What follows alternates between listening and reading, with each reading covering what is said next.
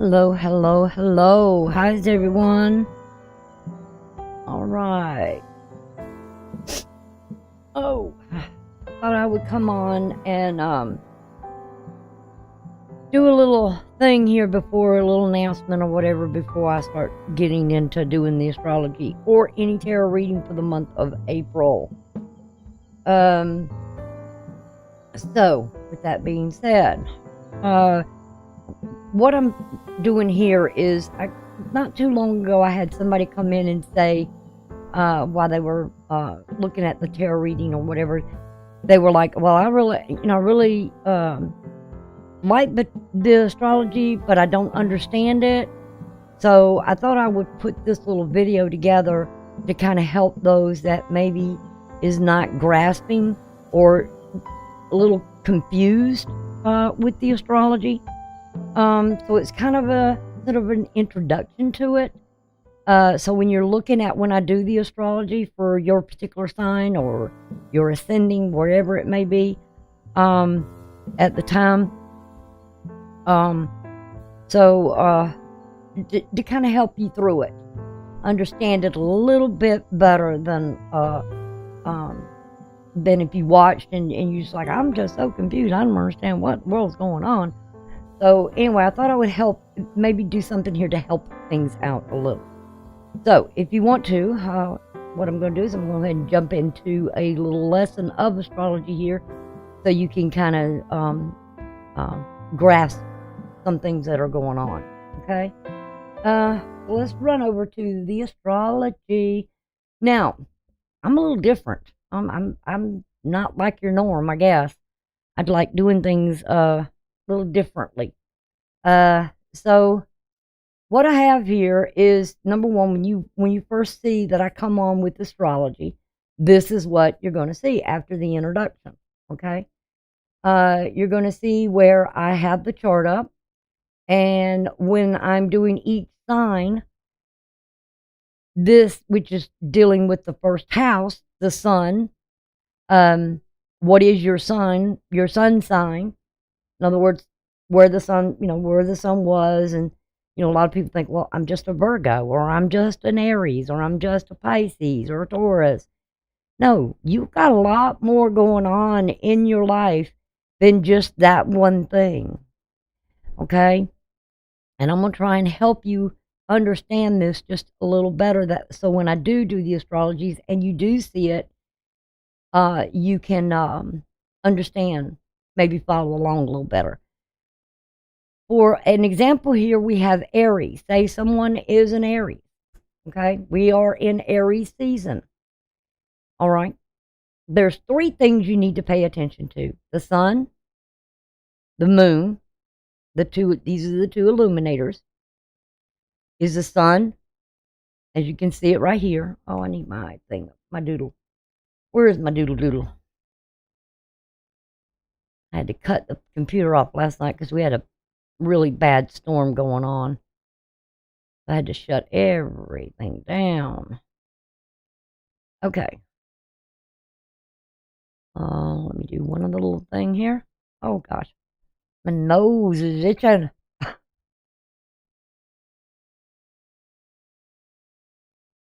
All right, come on, get rid of that. Let me stop the clock. Maybe that would help. Come on, knock the crap off. Stop it. Trying to get rid of that right there.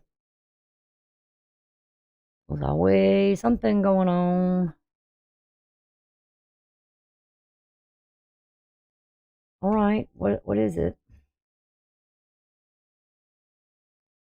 Oh, there we go. Okay, I thought it was shining, but it's not. All right. So what the three things are that are most important you need to focus with is, come on now, don't do this to me. Is the sun here? The moon? Oops. The moon and the ascending. Now, the two luminaries, meaning you're born under the sun sign, all right, and your moon what it would be, say if a child was born right now, they would be in Aries. They would be in the first decant of Aries. Their moon would be in the second decant, which would kind of give them some sort of different personality or something here, to their emotions. And you can see it's the sun here. Here is Mars. So with the sun being in Aries, it is exalted in Aries. So really, especially in that first house, it's really like intense. It's like a new beginning. So it's really true, like Aries sort of sign showing up there. And what is ascending for this person? They may be born under the sun of Aries, but ascending, this would be Virgo. Okay. I'm going to start the clock back. Oh, I can't because I gotta do this. All right. Excuse me. Oops, I stopped it. Okay, now it's going. All right. A lot of times when I'm doing the astrology, I have the clock running. So you can see time is moving. It's not standing still. This ascending moves 1 degree every time it goes right to 60 seconds, 60 minutes. Usually these are like minutes. It's like 19 degrees, 44 minutes at 19 degrees. Here is the ascending is like 17 degrees, 3 minutes. So for 3 minutes it's been here, and it'll move, and the ascending only spends about a couple of hours in that particular sign, and then it's going to change. And so will the midheaven. As this changes at the same pace. So, thank you. Get off there.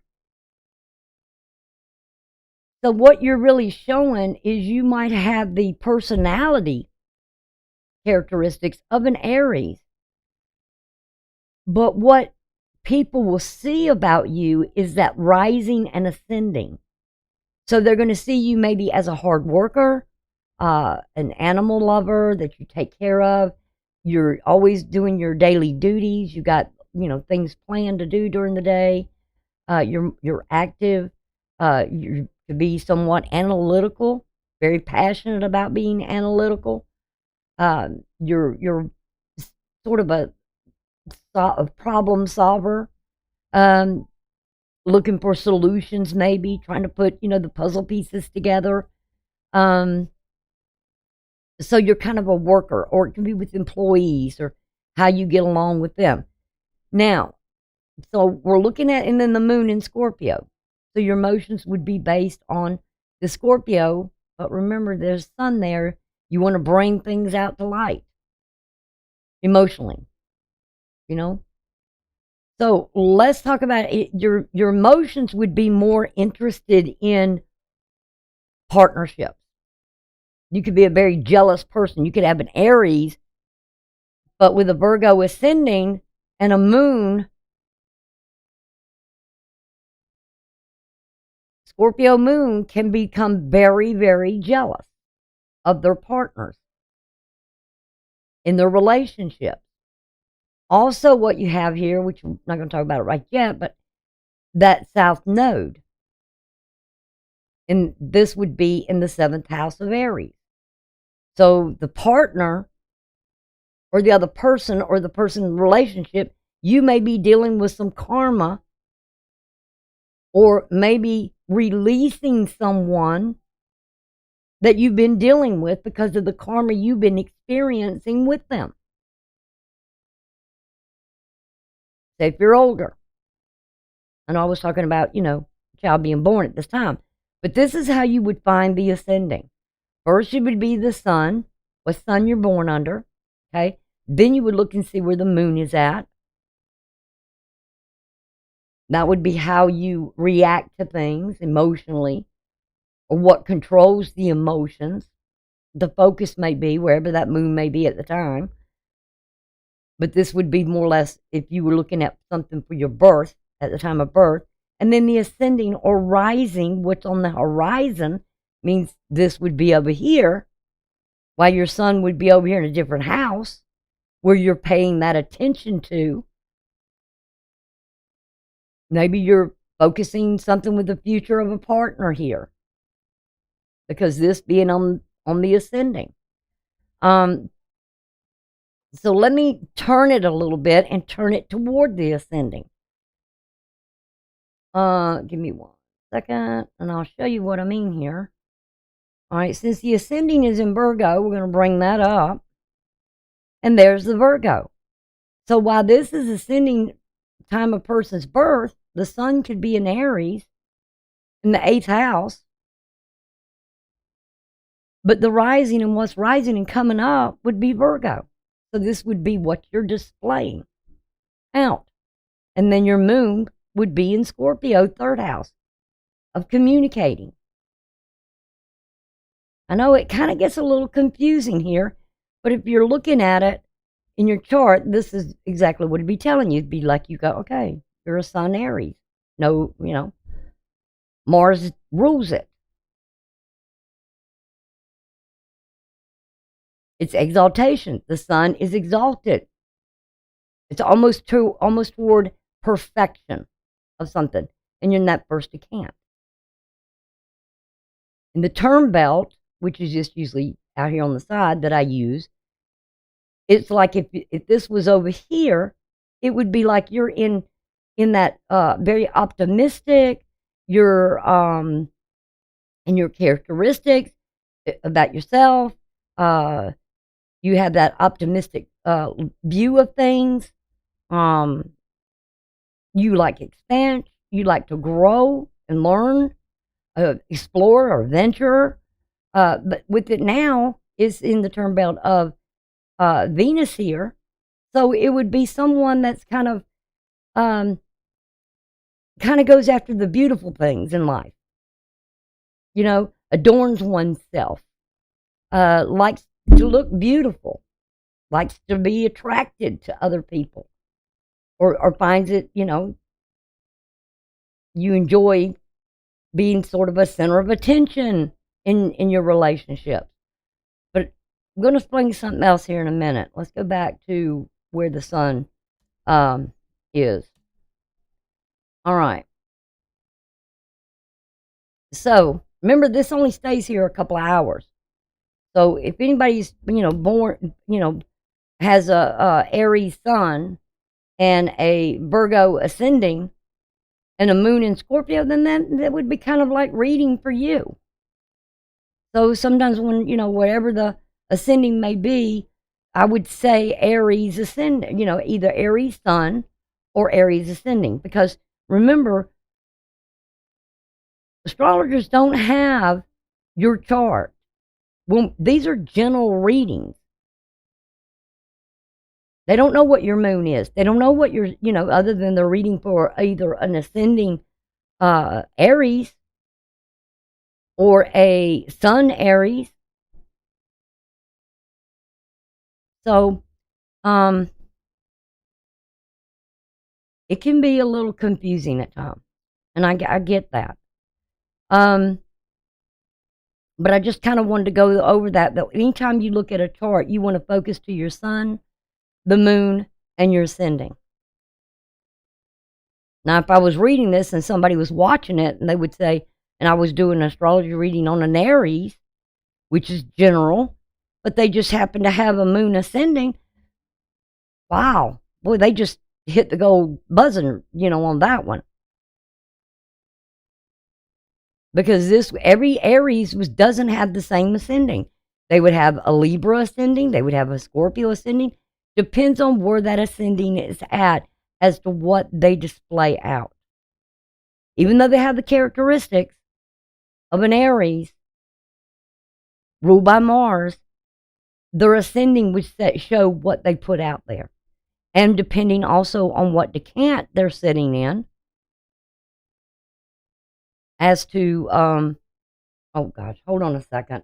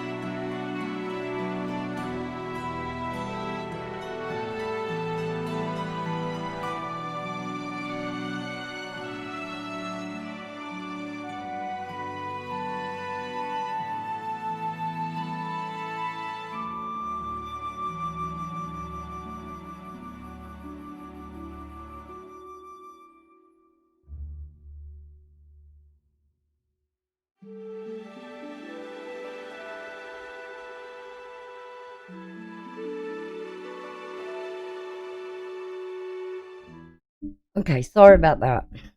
All right, let's say if their sun goes into, if your sun's in somewhere in the second decant degrees here between um 11 or 10 to 19. All right, because here it would be from 0 to 9 in the first decant. Here would be that 10 10 to 11, and then this would be or what did I say? 10 to 19, and then it would be 20 to 29 because it would change over, because the 0 here, it counts because it's when the planet or the sun or the moon first moves in, it's going to come in at 0 degrees. So this sun sign, even though your sun is in there, if it's in this middle, because these are Aries, Leo, and Sagittarius are fire elements, even though you were born with the sun sign of Aries, you have some characteristics. If the sun's here when you're born, you have some characteristics of Leo. If it's here in the third decant, then it would go all the way over to Sagittarius. You would have this. It would skip this and it would go straight to here. You would have some of those characteristics of the adventurer, the explorer, religion, faith, publishing, uh, teaching. So it would matter what decant that sun was in, because remember, even though the calendar has the first of the month to the 30th or the 31st days, remember the season changes. And the astrology is more about the seasons of your life, mostly based on that, the seasons of life. And you go through seasons. Now, the interesting point about this is that this is broken into this astrology chart is broken into quadrants, 4 of them. So when we talk about seasons of life, we talk about spring, we talk about summer, we talk about fall, and we talk about winter. So each one of these represents sort of a season of life.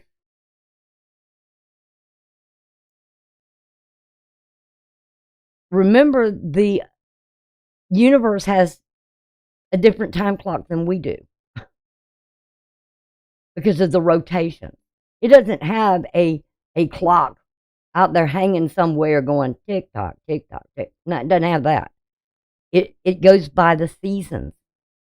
So in this first quadrant right here, what we have,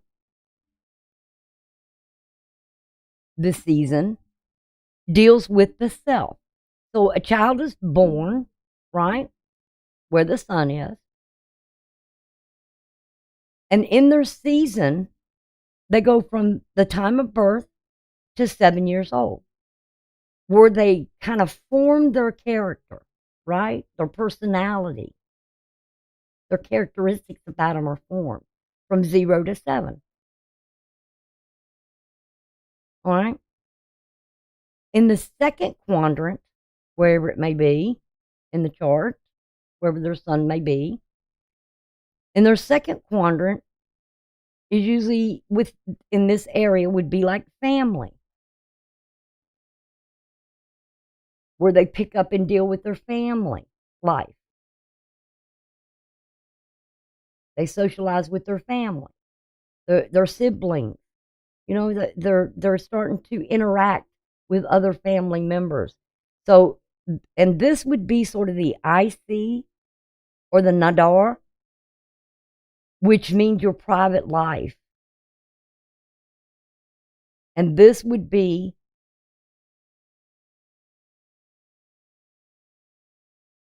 the equinox. the fall equinox. This is the spring equinox. Because Aries is the beginning of spring. And a lot of countries and a lot of people, especially over in the Asian area, celebrate this time of the year as the new year. They don't celebrate it when we celebrate it in the U.S. We start it January the 1st. They don't do it. They go by seasons as their New Year's. So this would be when they began to intermingle with their family, their siblings, their mom, and they're, communicating with mom and all this, and the family members, and the other children in the family, or other, neighborhood children. And they're beginning to learn. So this would be from the age they start in school, right? Used to be we didn't start school till 6 or 7 years old. So, but some of them are starting earlier, at 5. It would be in this time period. They would be starting school. So from 7, this is like from 0 to 7 here. And this would be from that 7 point to 14. Each one of these quadrants is 7 years. So this would be 7 to 14. The next 7 years would be from that 14 mark up to 21. And then the next one would be like when they're going to go off to college, or they're in college. They've started maybe a career, family, their own family. Because people get young, marry young, or something here. Or there's most of them are really either in school, hopefully going to college, or they're starting a profession, a job, a career. They're career oriented. So this would be from 21 to 28. I know it's a little confusing because of the planets moving. Sometimes a planet stays in a house or a sign for up to 3 months. We had that sometime back when Mars was going retrograde. Went through, went all the way back, and then came back out again. It was there for quite a while in that one house, in that one sign, which really was rough. So we got to look at that too. Like I said, the universe doesn't have a time clock like we have on the wall or on our wrist. And each one of these is considered a quadrant. So this one again is about the self from 0 to 7. Next one is about family. The next one is about partnerships, relationships. In this area, we form relationships as, sometimes our longest term friends began at this time. Sometimes a little bit earlier, between the 7 and the 14. But this is about the relationships that are outside. Not in our personal life, but they do come into sort of, some of them feel like families, okay? Girlfriends, boyfriends, some of them get married a little younger, when it gets close up to here. Some people get married at 18, 17, 20. To me, it's too young to get married. They don't realize what they're doing when they get like that. They need to get into their career, or some of them are having children already at this time. So, and then here is where this area is all about spirituality. It's the outer world you're dealing with. Because I was talking about this being our private life down here with the IC or the Nadard. You'll often hear in astrology the midheaven, the MC, which is this. Now, with this being in the ascending over here, if I turned it, oh, shoot. I always forget to hit that arrow so I can get my cursor back. If I hit that over to where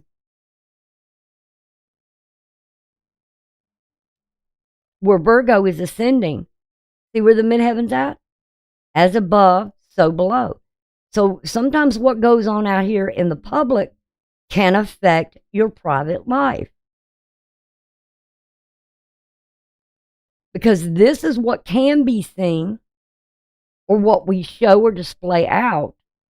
And here is we try to keep private. Is what can't be seen. What we don't want people to see. It'd be almost, I don't want to use that as an analogy about, somebody that just can be kind of a trickster or whatever, where they display all this out in the public, but yet they, in private, they don't tell you what's going on really in their private life. They hide it. They keep things secretive. So when I look at the chart, this is kind of like where I'm looking at. I want to know where the ascending is. I want to know where the sun is sitting at, because this would be some characteristics. Now, this would be somebody, with an ascending. If I was just saying, okay, Virgo ascending, this is for Virgo ascending, then I would say, Virgo ascending, if on that case, you may be an Aries. Something here is focused within the houses of relationship for you. And maybe how a relationship may affect your career, or how and what you spiritually believe here.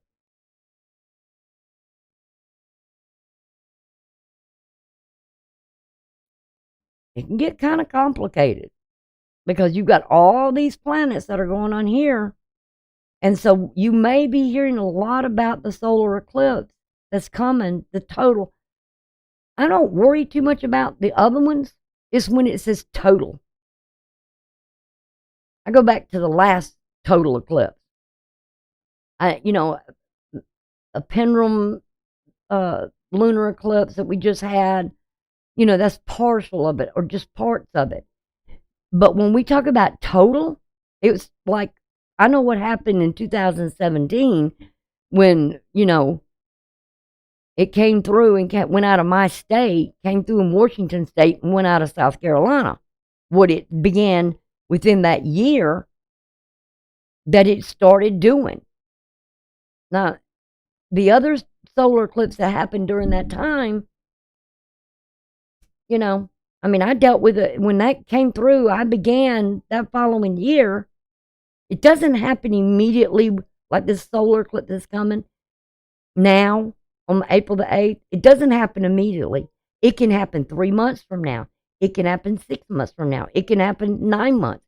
Something can come up beginning a year from then. Mine took, during that time, I think it happened in August. So, September, October, November, December, January, February, 6 months. 6 months is when hell started for me for 7.5 years.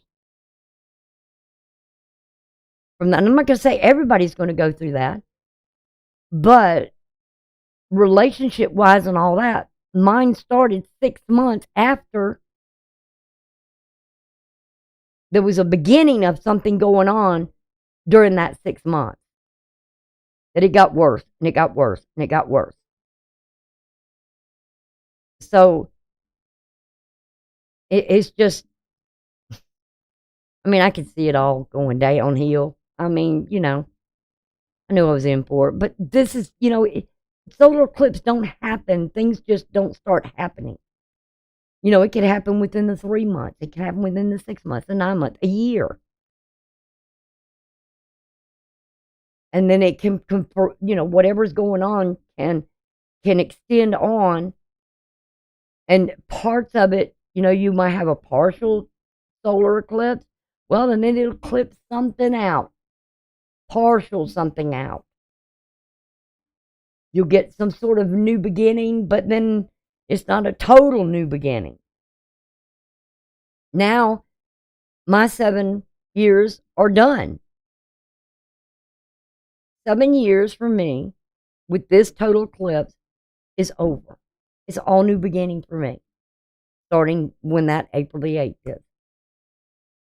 All new beginnings at 65. So, I'm kind of interested to see how it's going to go. But this would be,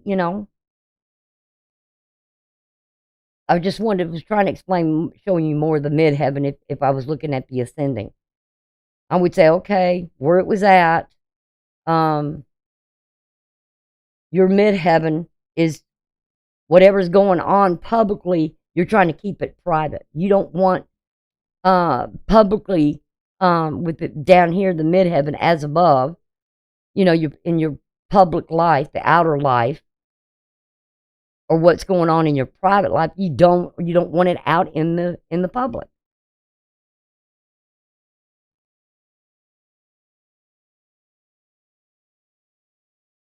And now the next thing I want you to notice is a lot of things when I'm looking at when I'm doing the astrology.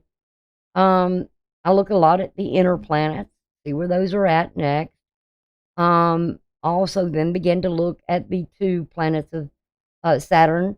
These are something you want to start at the beginning of the years, because Jupiter's going to be in a planet in a sign for a year. Saturn's going to be there 2.5 years. So it would more or less tell you that, okay, you're going to be, with Saturn being there, you're going to be in this place of uh, psychological, spiritually,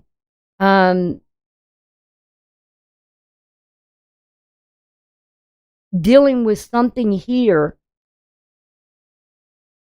that of what you believe, because the houses are expressed as the Aries as the I am, Taurus as the I have, Gemini is the I think, Cancer is I feel, Leo is I will, and then Virgo is I analyze, and then we go into the we because of relationships. It's where you are in the relationship. This one is usually the relationship you're in, the partnership. You want things to be fair and balanced. Oh, what happened to my thing?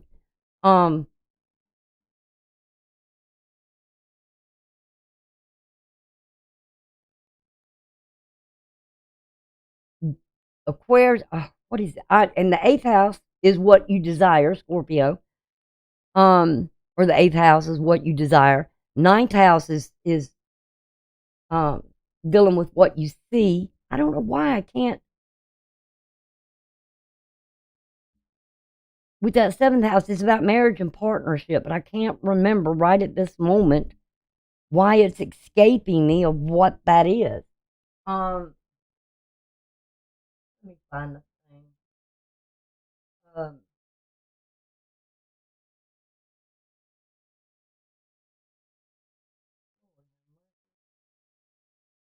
Sometimes my mind, dang it,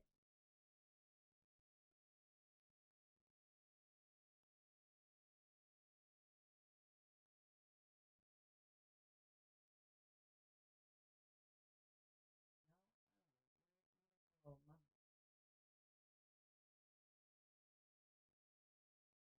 my brain has left. Well,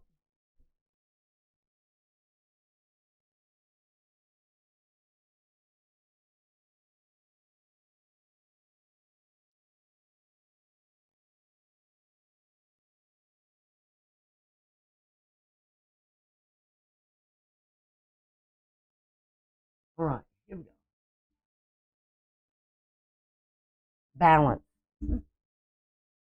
I guess that's why I don't know why I couldn't think about it, because the scale is all about balance. Where Virgo is the I analyze, Libra is the I balance, Scorpio is what we desire,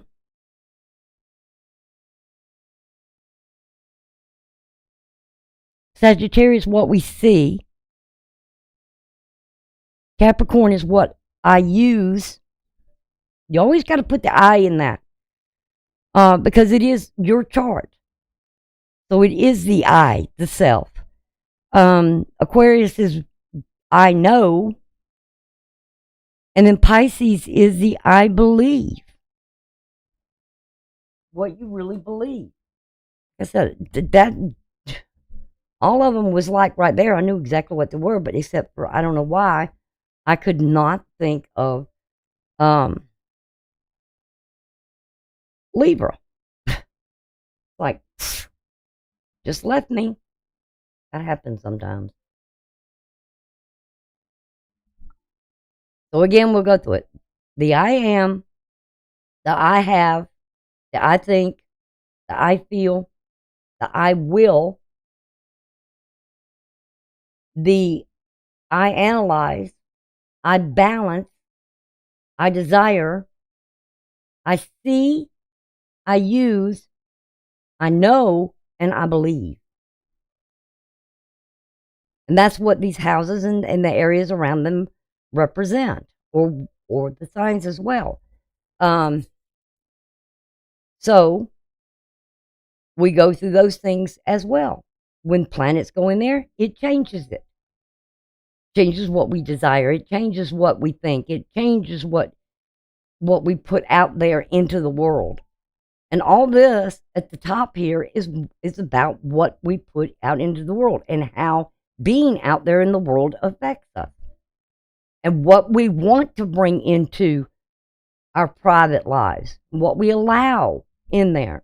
Some people put too much stuff out there about it, their private lives. You don't want it to be talked about. You don't want stuff going around about you. Keep your mouth shut. Don't put your private life out there. Only talk to that with the one that you know the best, the most. Also, when I do astrology, you'll see up here at the very top in this area here, you'll see a day and you'll see the hour. How many hours are in a day? There's 24 hours in a day. The day is ruled by a certain planet. And today being Thursday, Jupiter rules that day. Monday, or let's start with Sunday. Sunday, the sun rules the day. Monday, the moon rules the day. Tuesday, Mars rules the day. Wednesday, Mercury rules the day. Thursday, Jupiter rules the day. Friday is Venus. And Saturn rules Saturday. That's where the old saying comes, Monday's child so-and-so, Tuesday's child. Okay, it rules the whole 24 hours. But now during the day hours, right now, Venus is ruling the hour. She rules a part of that day along with Jupiter. And my astrology software puts in there, it calculates quite a lot of stuff. But it puts in there about where the hour is of the day, the 11th hour of the day. Now on the night, there will be a nighttime here. Jupiter still rules the day. What's ruling the night? Along with Jupiter. And then still, what planet's ruling that hour for the next 12 hours? It'll be, because it's 12 hours a day, 12 hours of night. So we only got another hour before we go into the night, according with astrology. So you'll see this here. So when you see this, know that, okay, that's how I look. When I'm looking at it and I forgot what day it is, and I'm looking at the astrology, I'm like, oh, okay, it's Thursday, because Jupiter's ruling it. And then you'll know what if it's nighttime, if I'm doing a reading and it shows up there, night, which it has, you'll know what's ruling the night with Jupiter.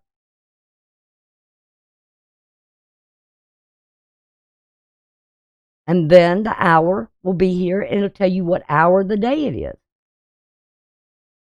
So that kind of help you when you're looking at my astrology, what's going on there.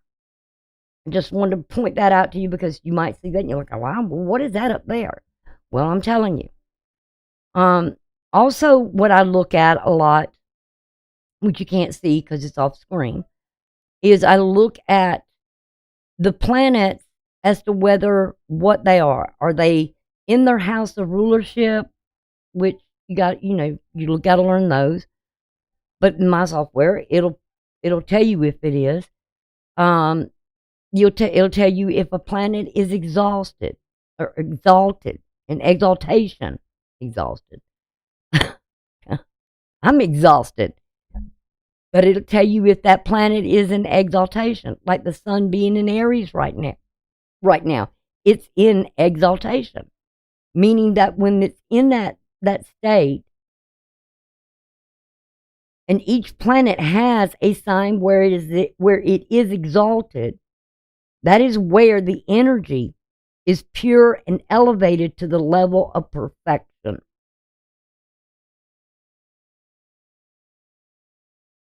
And a sign is complemented, is where the planet's energy is positive. So Aries is considered positive. Each sign is a little different. Aries is positive. Every other sign, like Taurus, would be a negative energy for some planets. Gemini would be positive. Aries would I don't know what's wrong with me. Mercury's getting ready to go retrograde and it's already starting on. It does it every time. Because it's going to be close. When it goes retrograde, it's moving back to the time of close to my time of birth, or what the location was. So every time it goes back and retrogrades back close to the degree of my birth, I know I'm going to have trouble. I'm going to have trouble with my thoughts. I'm going to have trouble with my communication. It affects me every time. It's like my tongue just swells in my mouth and I can't talk. And then my brain just goes out in space somewhere. But anyway, so each sign has a positive and a negative. You start with your positive, negative, positive, negative, positive, negative, positive, negative, positive, negative, positive, negative. And then it goes back positive again. So with the sun being here, it's exalted. And each sign has a placement or is complemented, is where its energy is positive, can be a positive influence. And I also look to see if a planet is in its detriment. If it's in its detriment, the detriment means is when a sign is opposite its rulership.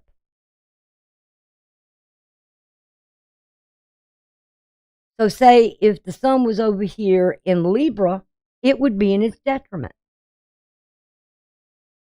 Meaning it would be weak, negative, or repressed, feeling somewhat repressed. And then I also look to see if any of them is in a fall. Now, when a planet goes into a fall, it means that it's opposite the sign of its exaltation. It is in a fall or a dishonor. So you could kind of say the sun would be in that fall as well over here.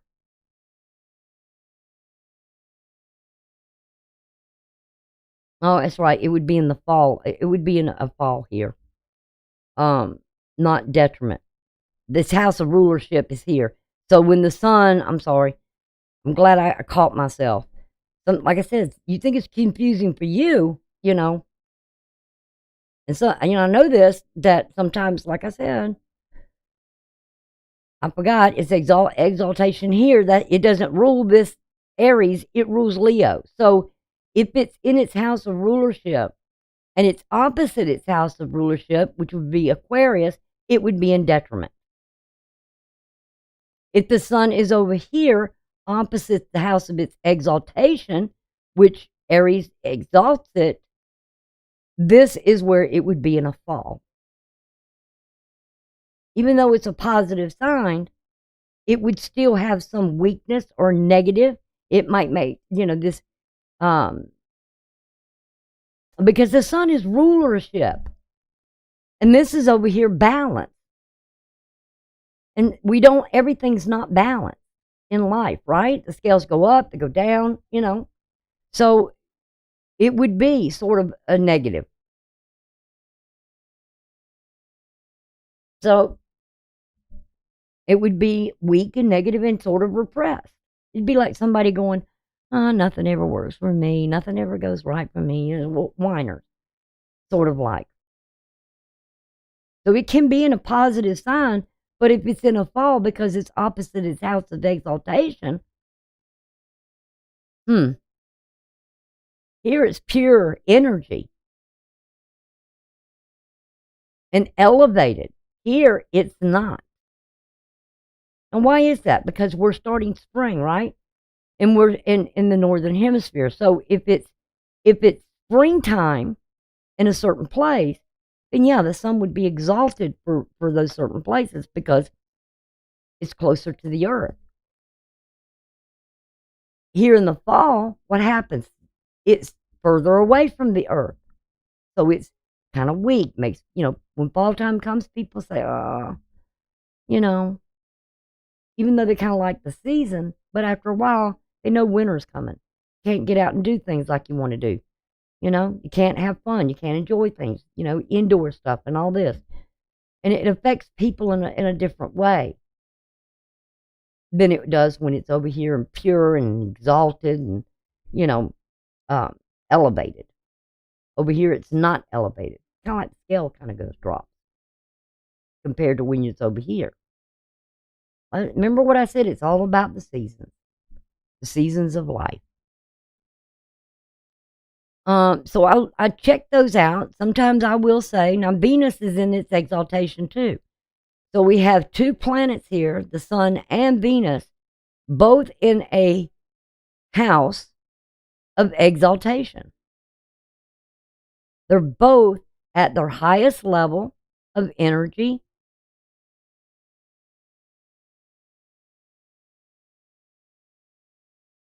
And their purest form.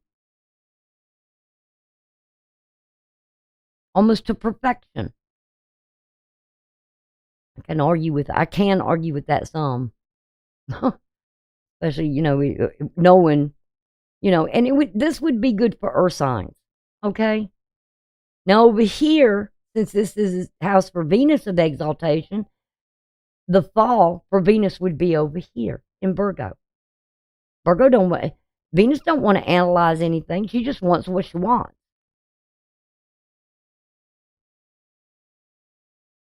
She don't like to be criticized or analyzed. Just wants to do what she wants to do, get what she wants to get. Venus will cause you to spend money.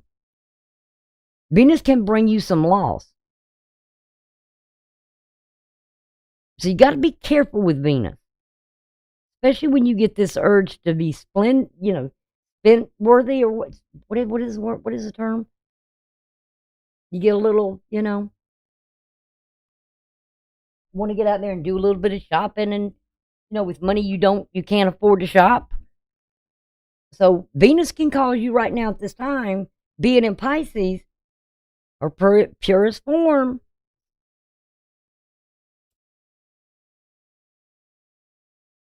and her energy's elevated. She's out there spending money. I just know somebody that's ruled by Venus. Don't really have the money to spend money, but they did it. So, and they're thinking about themselves because of the sun being exalted as well in Aries. So they just decided, I'll spend some money. And then they weren't happy with the results of what was going on. So think about it. You got to be careful. Look at your own situation and what's going on. So that's why I like to look and see if a planet's in its rulership, such as Neptune. Neptune is the rulership of Pisces, and Neptune can deal with illusions, glamour, which those two qualities, glamour and illusion, are negative. And remember, Pisces is, in this house, is negative. You can create karma here for yourself, because Neptune can present with these planets sort of an illusion.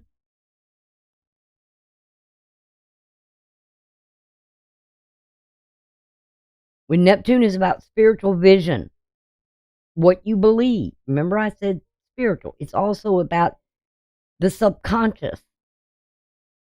When you go in, Neptune is that one that's known as ruler of the bottom of the ocean, the depth, the deep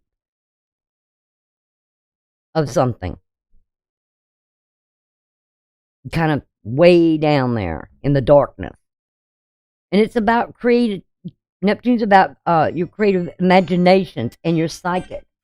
Hold on one second again.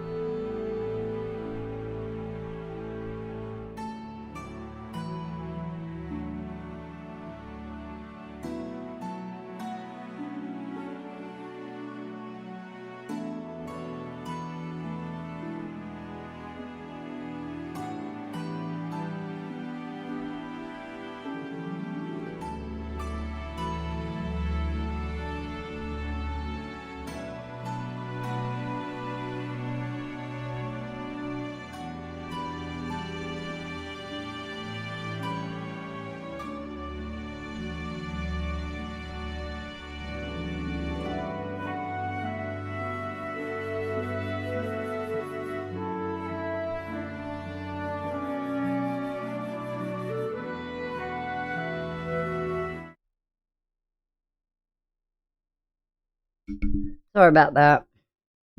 Somebody just had to call me and give me some news. Anyway, I'll try to either edit this video, or I'll put down in the description area the pauses, or where you can resume a pause. Ooh, excuse me. Belching. So anyway, where was I? Oh, we were talking about Neptune. There was something I looked at that I just saw about this, and now it's all of a sudden it's gone. What was I thinking? I told you this is probably the worst time in the world for me right now with Mercury in the shadow because it's fixing to go stationary. And so remember, every time a planet goes retrograde as well, there's a shadow period for that planet. So it affects me really, really bad. Mercury does. Oh, I know what it was. I was looking at the screen, and I'll show you this in a minute. Another thing on my astrology, you'll see here, I have an event pool, is what I call this over here. This is what's coming up for the month, and I'll be talking about that for each sign. These dates, these times, the planets, what's going on. I'll be talking about that coming April. So this is why I'm doing this sort of basic astrology, so you can kind of get a gist of, helping you out some here, of understanding the planets. Remember, the sun and the moon are the illuminators. The ascending is what what's coming up, what you want to display about yourself, your character, what others see about you. Even they don't see all of you, of that characteristics of the sun, but they do see you do display the ascending more. This is what they kind of pick up on. It's either called an ascending or a rising. So you'll hear it in both those terms. Also, the next ones are Mercury, Venus, and Mars. Those are the internal planets, okay, that make up sort of our characteristics. They're called the inner planets because they're in between the sun and the earth. And then we have Jupiter and Saturn, which is those sort of barriers from the outer planets. They're kind of they're no more like social planets, or growth in our life, or restructuring our lives, the limits. You can look at Saturn as, okay, it's the limit. It's kind of the border. You'd have to be able to look at the universe and look at it and see where Jupiter is, like in front of this like asteroid belt, and then Saturn is on the other side of it. It's kind of a border, more or less. And it's about, Saturn is also about time. It's also known as sort of sometimes represented as the father, the teacher. Saturn is. But I know what I was going to say before. Let me go ahead and finish these up. And then what they call interpersonal planets that affect things in your life would be Neptune, Uranus, and Pluto. Now, I was born with the sun at 24 degrees in Virgo, and I had Mercury and Venus at 10 degrees conjunct in Virgo, and then I had Pluto at 2 degrees. Pluto is the transformer. It's transformation and rebirth. It's sort of like regeneration as well. It's like I would, for myself, it would be like, okay, my life is going to change because it's in my first house. I'm going to reinvent myself every so often in a season of life. When I get to a certain season of life and stage of life,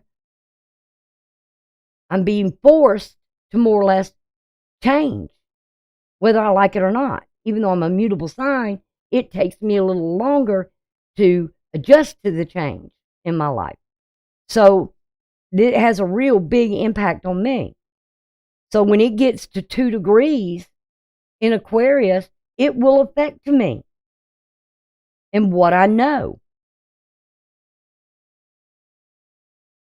or where it's sitting at. If this is the first house, and second, third, fourth, fifth, sixth, it would change something in where, for me, in my daily routines, what I know about my daily routines.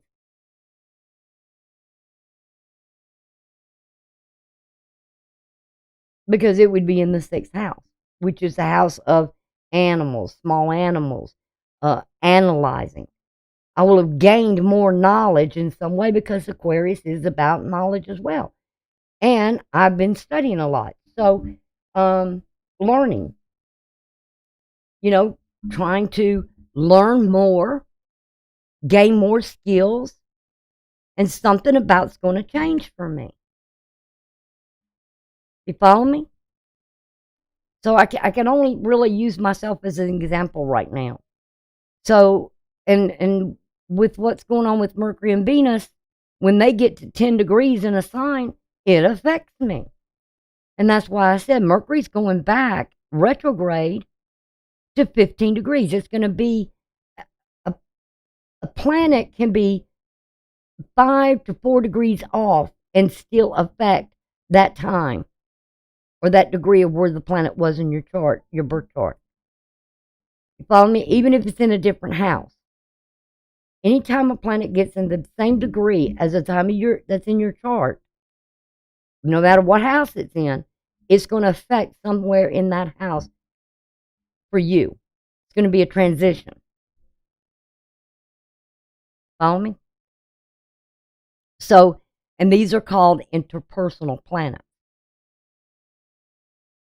And what I was going to say now, with Neptune being the ruler here of Pisces, I'll show you. And I was talking about the event pool that I have. Now, when I do the regulars, you can see I have aspect configurations that are happening because of what the planets are and what their aspects are. The important ones. We have a mystical rectangle. We got 3 of them that's running here. It's 2 sextiles. It's like a rectangle. And it's kind of mystic, because it's, what do we believe? And it's, it has something with the moon in Pisces, or Scorpio and Pisces. And then we got Vista that's going to go into Cancer. So it's going to, this is going to be about, I'll talk about those in a minute too. But we have 3 mystical rectangles. And remember, Neptune is about illusion. Don't let your illusions run away with you. Or delusions, I would even say. And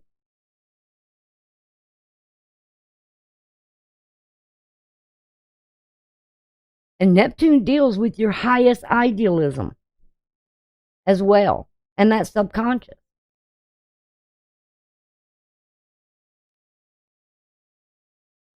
Now, like I said, we got 3 of these, and I often wondered about that mystical rectangle. When mystical, meaning, the occult, the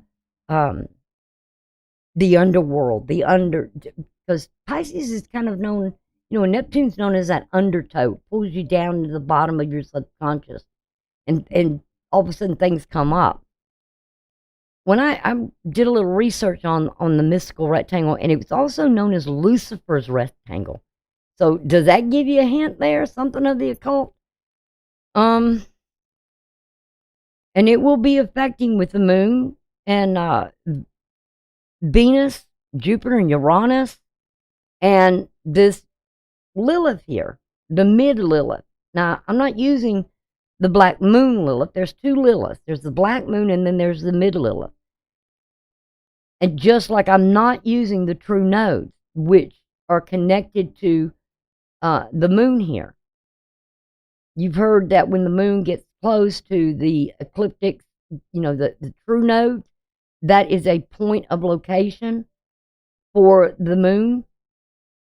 So it lets you know the closer it gets, or whatever. This is like a total when it gets close. And this sun is going to get close to this north node, so it will be a total eclipse of the sun and the moon. So I use these north and south mean nodes, and what those deal with is a symbol of an individual's life path, or your personal growth, or your karmic lessons that need to be learned. Because the north node is your life path, and growing, personal growth, through what lessons you learn from the south node of karma, what karma's been created in your life. If you're dealing with somebody that's presenting a lot of karma in your life, you keep going through these same routines with them. After a while, you get fed up with it, right? Something needs to change.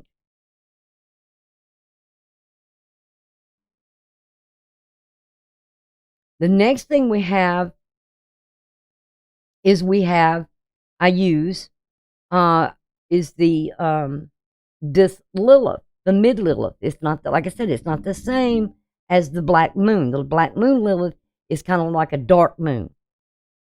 Secret things hidden behind it. It does secrets and all this kind of stuff. This particular Lilith that I like to use is called the mid Lilith, and it's connected to your inner shadow. And it's where in areas of your life you put your foot down and you set boundaries, and maybe even express anger about something. So I can kind of warn people when, hey, there's something going on here. You need to put your foot down about something. Or that, you need to set some kind of boundaries here of letting something coming in. You need to put the walls up maybe a little bit. Half wall or full wall or whatever, but you got to set limitations here. And this particular Lilith it relates to your inner authority and your sensuality and your sexuality, as well as how you choose or you don't choose to kind of go against the grain or defy the norms, meaning you openly resist or refuse to obey. Now, this would show me a sign of a Sigma female or a Sigma male, Sigma. They're totally different than an Alpha Beta female. They're different. They're just really they're unique. They're unusual. You don't find them very often. That's why you hear sometimes people will say, well, that person I wasn't. They're like, you don't find them every day. That's because they're a Sigma. They're either a Sigma female or a Sigma male. They're just unique. And if you ever have one as a friend, or you're ever in a relationship, you really need to work with that person. Also, what I show is the T-square. And it's showing it here, with the ascending. The ascending now has just moved into Libra. So a child being born right at this moment, it would be in that first decant of the ascending. It would be, in Aries, but it would have a Libra ascending.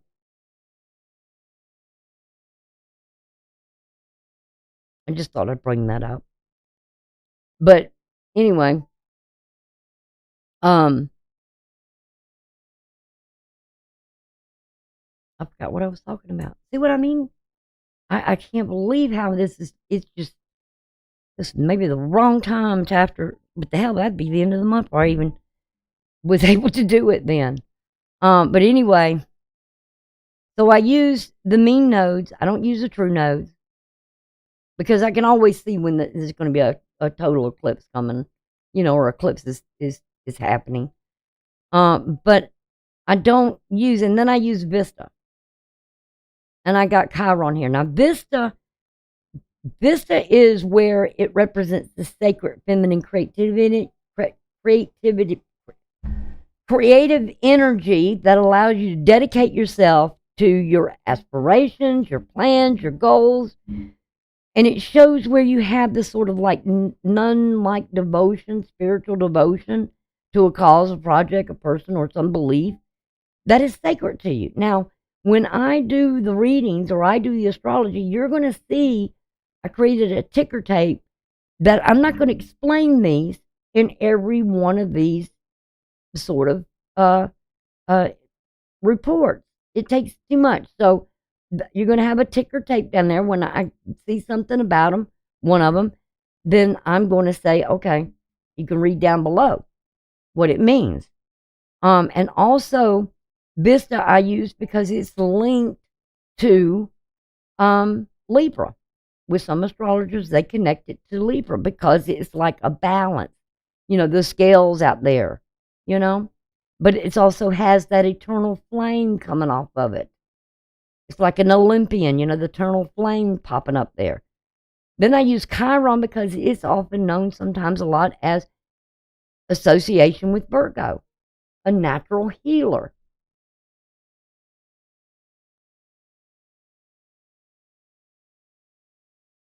It wants to heal. Virgos are known as natural healers. They can almost like heal themselves through pain that they suffered or wounds, or they can help others sometimes deal with the wounds or the scars and to go through them. So I don't use a lot of stuff in my astrology. I look at what I feel like may really, for a general, be important.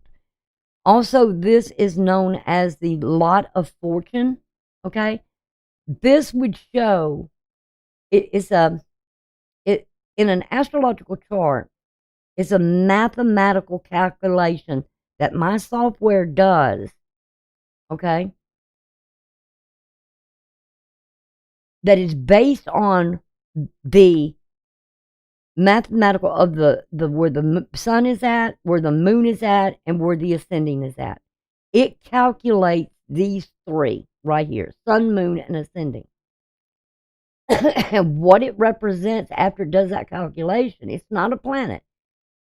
It's just a mathematical calculated based on those positions of the sun, moon, and ascending. And it's also known as a part of fortune or a lot of fortune. You'll hear it called either way. And what it represents is due to the intersection between the sun, moon, and the ascending, the part of fortune is said to symbolize that area of life where one can find the happiness, success, and fulfillment. Okay? So if it's looking at the calculations of the moon and the ascending and the sun, it's kind of if you look at it, it kind of looks like a yod, right? It's where you can find that fulfillment in life is usually, like in this case, if I wanted to use the lines, okay, and I want to say, okay, the mathematical calculation is where the moon is at, all right, to where the ascending is at, okay, and then from the ascending, the calculation from the ascending to that sun, and the calculation from the moon to the sun, what does that represent? What does that look like? It looks like a yod. And there's your yod in the chart. But it kind of uses the three calculations of it to show where you have a lot of fortune here, lots, LOTS, or part of fortune, that you can find fulfillment here.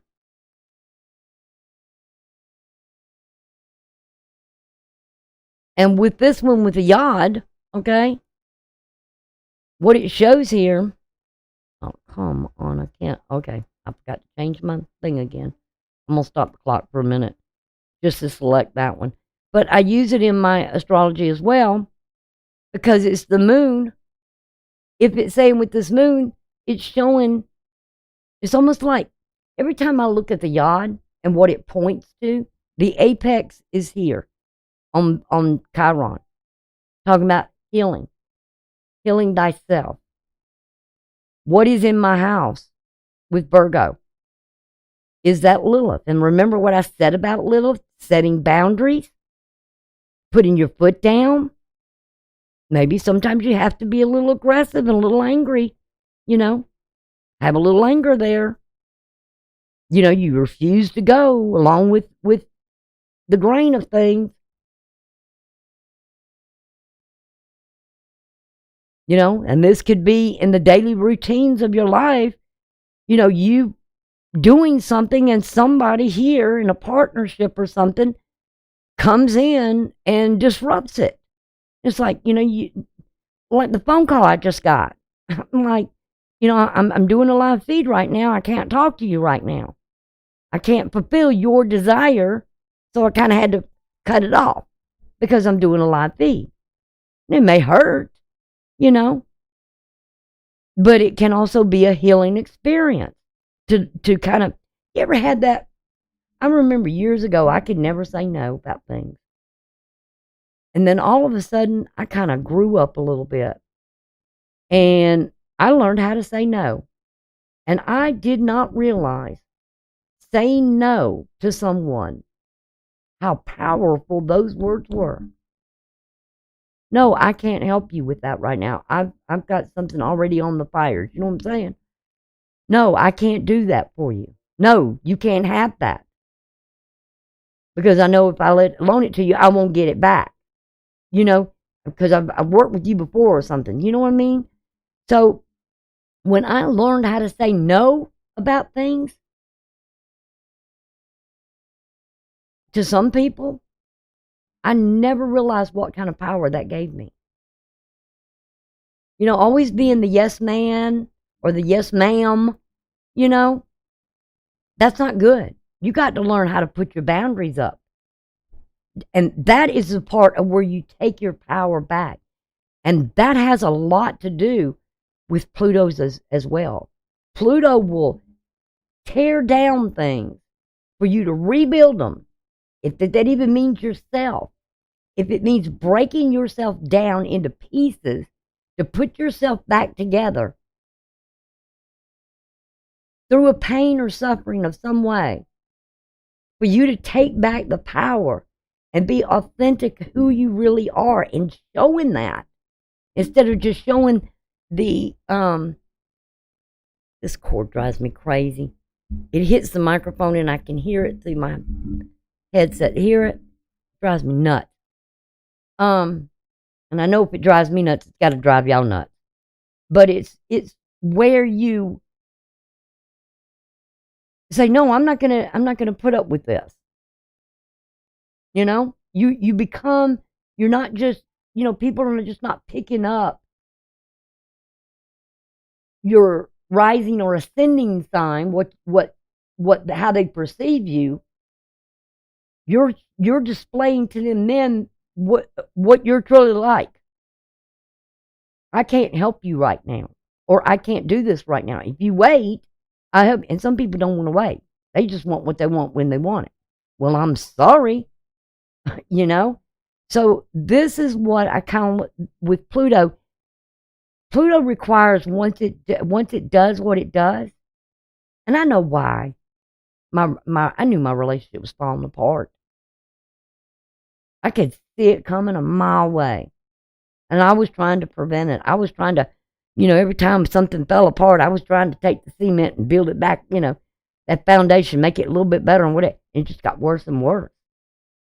So Pluto's like, enough of this. And it just hit me hard. I mean, it was like a shattering earthquake in my life. And the ground shook. And that foundation was gone. You talk about tower moments. Of what I perceived my relationship to be, boy, was I wrong. I was fooled in an illusion for years before I realized This is not what I thought it was. And probably never will be. So, we do what we can do. And then there's a process of healing. But this Lilith, this particular Lilith here, will help you to heal yourself. In this case, it would be analyzing something because it's in Virgo and putting in the work to make something a better foundation for this new beginning that's going to happen, that's coming. So it's going to be it's going to be an experience like all of us will not believe. But I just wanted you to see a little bit about how I go about doing in the astrology, where I'm at. I even look at the retrogrades. I have a chart on here where I see how many, like Pluto's it's been direct for 169 days and 21 hours. Okay. And I can tell you that in 34 days and 18 hours, that son of a gun's going to go retrograde. That will be the first one that goes retrograde. Or I'm sorry, Mercury will be the first one because it's going retrograde in 3 days and 23 hours. But when it starts with the outer planets, the slower planets, Pluto will be the first.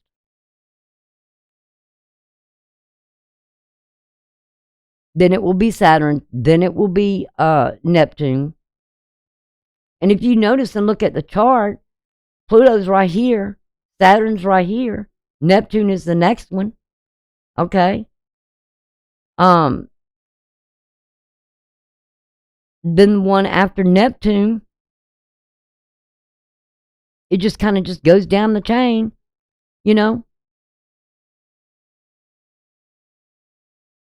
Let's see, Jupiter and Uranus. Uranus will be the first one to go, and then Jupiter will still be moving direct because it's headed into Gemini, and it'll go retrograde after Uranus. And then the train will kind of start. I mean, because Uranus is a lot slower than Jupiter. Jupiter spends a year in a sign. Saturn spends 2.5 years in a sign. And Uranus spends about 7 years in a sign. So imagine Uranus going in this sign and how it has affected, me as well. It's made me learn my true value of what, my self-worth. Even though other people don't realize it, but I do. I know, So, like I said, I don't put everything, to me, putting all that stuff out on the chart doesn't do much good. It just confuses. It's like, what is over you right now?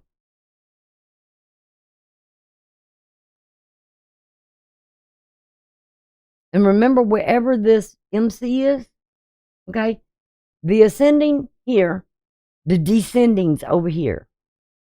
Because it's the horizon, okay? So the descending would be this. All this would be like the sun going down. So this would be the descending. It's always opposite of the ascending. Just like the midheaven with the IC, even though I wish I had the thing there to show it to you, but I don't have it to show it. So at least I haven't found it, not with this particular software, but I know that if the midheaven is here, the IC is here. In my private life. Remember, the IC and the Nadar, it deals with your private life. The MC is your outer life. And we'll talk about aspects, when I point to something here, I can tell you, this aspect is entering on this day, like we're looking here at a trine between Pluto and the ascending. It entered on March the 28th, which is today, okay, at 6:46. It's already 7:15 right now where I'm at, okay?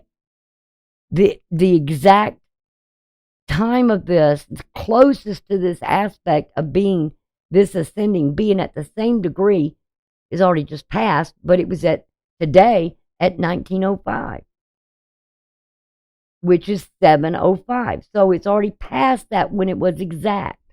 But it's going to leave, that energy will leave today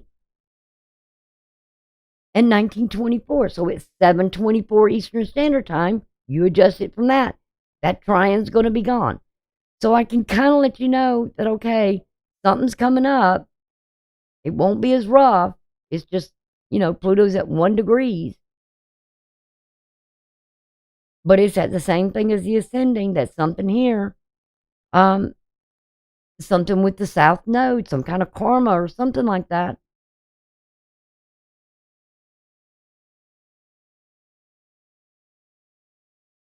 Could be happening, depending on where this 7th house or Libra is in your chart. Now, right now, my nodes are flipped, and we'll talk about that sooner or later too. But my north node is Libra, and my south node, which I strive to go toward balance and fairness and something just and a resolution to things. But right now they're backwards. Aries is my south node.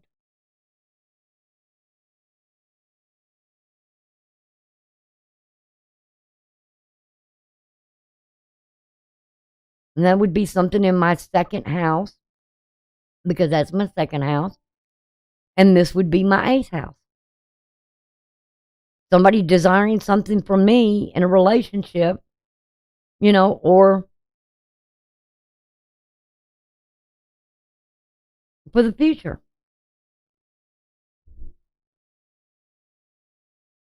But I'm still dealing with some karmic maybe from this relationship in the future. And I've got to learn these lessons and move on from it. So I hope that helps some. And like I said, I just wanted to share this with you because like I said, there was a young girl, I'm going to talk about conjunctions and these sort of things and the aspects, and I will explain those as we go along. But I just kind of wanted to show you how I do astrology, and that remember, all of it's general. It's subject to what I see because I don't put everything on there. So it kind of gives you sort of an idea of what to expect to some degree, but it can be subject because I don't know what's in your chart.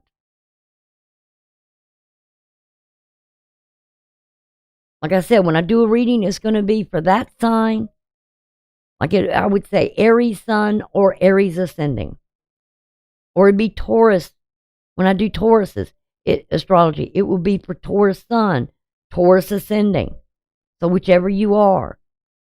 Now remember, what I say is the sun, that's dealing with your personality traits, your characteristics. And your ascending or rising, as I said earlier, is how people interpret you. They see you as this way or that way. Follow me?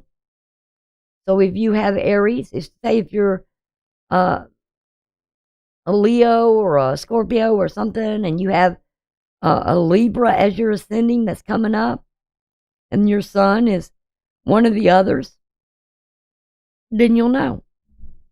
Okay? I hope this makes sense and I hope it helps. But like I said, I will not, in the future doing the astrology, I will not give you a definition for these because there will be a ticker tape down there at the bottom and you can read it for yourself of what it means. Okay? But it can help you. So take the time out to read it and then you're learning something. All right? And like I said, I'll be going over all this stuff for April and the dates. And I got a little stuff to talk about on this. It's going to be kind of fun, I think, and interesting. So I will see y'all later. So thank you for joining me, and we'll talk in the future. Bye.